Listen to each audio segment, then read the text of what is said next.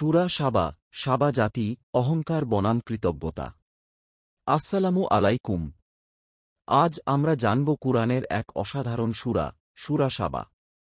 এটি কেবল ইতিহাস নয়, এটি একটি আয়না, যেখানে প্রতিফলিত হয় মানবজাতির অহংকার, কৃতজ্ঞতা এবং পতনের নির্মম পরিণতি।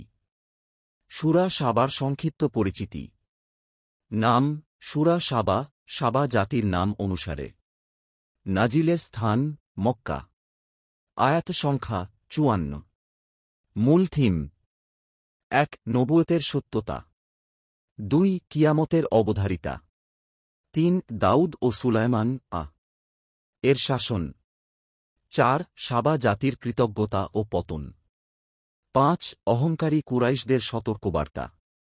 সাবা জাতির গল্প, কৃতজ্ঞতা ও ধ্বংস। ইয়েমেনের সাবা ছিল এক সমৃদ্ধ জাতি। আল্লাহ তাদেরকে দিয়েছিলেন বাগান, শস্য, নিরাপত্তা ও শান্তি। তাদের শহরের মাঝখানে ছিল বিখ্যাত মারিব বাঁধ, যা তাদের জীবনধারার মূল ভিত্তি। কিন্তু কি হল তারপর? তারা অকৃতজ্ঞ হল। আল্লাহর বদলে উপাসনা করতে লাগল অন্য মূর্তির। ফলাফল: ধ্বংস। বাঁধ ধসে গেল, বাগান রূপ নিল কাঁটা ও তিতকুটে ফলের জঙ্গলে। এ ঘটনা কুরআনে এসেছে সাইলুল আরিম নামে। আয়াত ১৬। তারা নিজেদের প্রতি জুলুম করল। তখন আমরা তাদের বানিয়ে দিলাম কাহিনী, আর ছিন্নভিন্ন করে দিলাম তাদের। দাউদ ও সুলায়মান আলাইহি ওয়াসাল্লামের রাজত্ব, কৃতজ্ঞতার প্রতিচ্ছবি।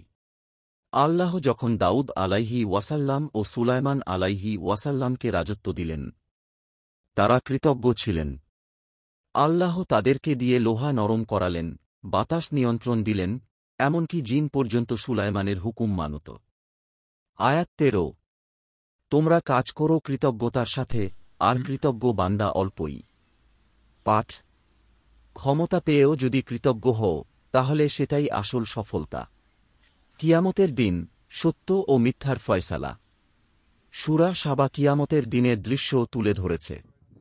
সেদিন ধনী গরিব, নেতা অনুসারী সবাই আসবে। কিন্তু যারা দুনিয়ায় অহংকারী ছিল, তারা সেদিন কিছুই পাবে না।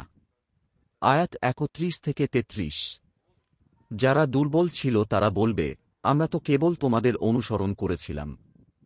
তখন নেতারা বলবে, আমরাও তো নিজেরাই পথভ্রষ্ট ছিলাম।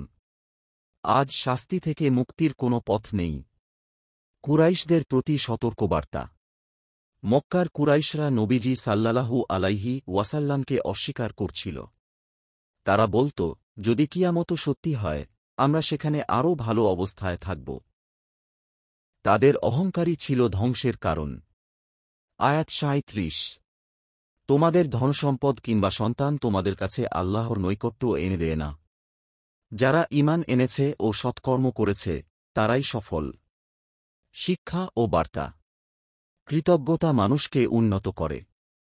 অহংকার পতনের পথে নিয়ে যায়। আল্লাহর দেওয়া নিয়ামতকে অস্বীকার করলেই আসে ধ্বংস। ক্ষমতা, প্রযুক্তি, সম্পদ, সবই যদি আল্লাহর পথে না হয়, তবে তা ক্ষতির কারণ।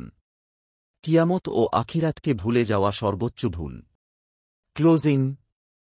সাবা জাতির পতন আজও আমাদের জন্য সতর্কবার্তা। আমরাও কি তাদের মতো না?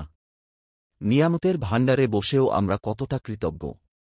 আসুন আমরা অহংকার নয়, কৃতজ্ঞতার পথ বেছে নিই। তাহলেই ইনশাআল্লাহ আমাদের সমাজ হবে সাবা নয়, হবে জান্নাতের প্রতিচ্ছবি।